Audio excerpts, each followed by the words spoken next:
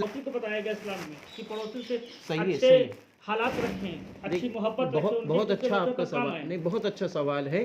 یہ بات بالکل سچ ہے کہ ہم دیکھتے ہیں کہ اخبار کے ذریعے، نیوز کے ذریعے اور سوشل میڈیا کے ذریعے ہم بہت بے قابو ہو جاتے ہیں۔ پوری دنیا کا سروے تو ہم کر لیتے ہیں لیکن اپنا سروے بھول جاتے ہیں۔ جبکہ اسلام کیا کہتا ہے؟ آپ دیکھیے حضرت محمد صلی اللہ علیہ وسلم نے فرمایا ماں باپ کی خوشی اللہ کی خوشی ہے۔ آج ہم ماں باپ ہی کو خوش نہیں کر پاتے۔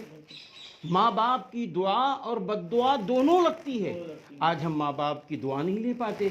ایک روایت میں یہاں تک ہے حضرت محمد صلی اللہ علیہ وسلم نے فرمایا کہ حضرت جبریل علیہ السلام نے فرمایا اے نبی ہلاک ہو جائے، برباد ہو جائے وہ شخص جس کے سامنے بوڑھی ماں یا بوڑھے باپ ہوں، وہ اپنے ماں باپ کی خدمت نہ کرے اور دعائیں نہ لے، ایسا شخص ہلاک ہو جائے۔ تو آج یہ بھی ایک اہم مسئلہ ہے۔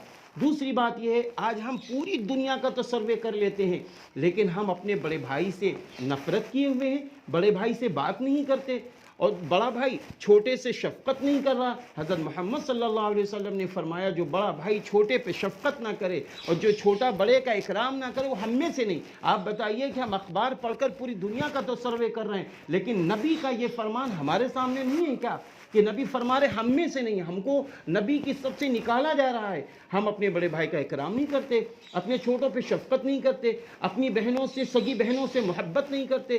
باپ کی جدائی ہو گئی، اپنی بہنوں کو حصہ نہیں دے رہے ہیں، ترکہ نہیں دے رہے ہیں۔ اسی طریقے سے سگے چچا ہیں، باپ کے انتقال کے بعد سگے چچا کا خیال نہیں کر پاتے۔ پڑوس میں ہمارے ہندو بھائی ہیں، شیعہ بھائی ہیں، سنی بھائی ہیں، ہر مسلک کے لوگ ہیں، معمولی باتوں میں ہم ان سے دور ہو گئے۔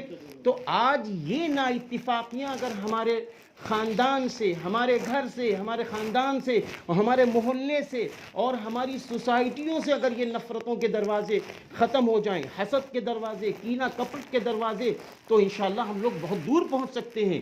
کیونکہ ہم دیکھتے ہیں سماج کے اندر کہ ایک پیڑ کو دیکھتے ہیں، ابھی ہم نے آپ سے اس سے پہلے بھی عرض کیا تھا، پیڑ کی مثال دی تھی کہ ایک پیڑ کو دیکھتے ہیں کہ پیڑ کو ضرورت ہے، کن باتوں کی ضرورت ہے؟ اس کو پانی کی ضرورت ہے، اس کو ہوا کی ضرورت ہے، اس کو دھوپ کی ضرورت ہے۔ ایسے ہی ہماری ترقی کے لیے ہمارے گھر کا سپورٹ چاہیے، ہم کو ہماری بیوی کی محبت بھی چاہیے، ماں باپ کی محبت بھی چاہیے، بھائی بہنوں کی دعائیں بھی چاہیے، پڑوسیوں کی دعائیں بھی چاہیے، بزرگوں کی بھی دعائیں چاہیے اور استادوں کا بھی۔